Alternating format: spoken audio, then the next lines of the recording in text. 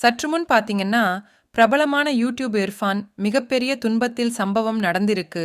என்னாச்சுன்னா, பிறக்கப் போகும் குழந்தையின் பாலினம் குறித்து தெரிவித்தார் இர்ஃபான். ஆனால், தனது மனைவியின் கருவில் இருக்கும் குழந்தை ஆணா, பெண்ணா என்பதை வீடியோவாக தெரிவித்தார் இர்ஃபான். இவர் குழந்தையின் குறித்து வெளிநாடு சென்று பரிசோதனை செய்தினார். ஆனால், தனது மனைவிக்கும் பிறக்கப் போகும் குழந்தையின் பாலினத்தை பொதுவெளியில் அறிவித்தார் யூடியூபர் இர்ஃபான்.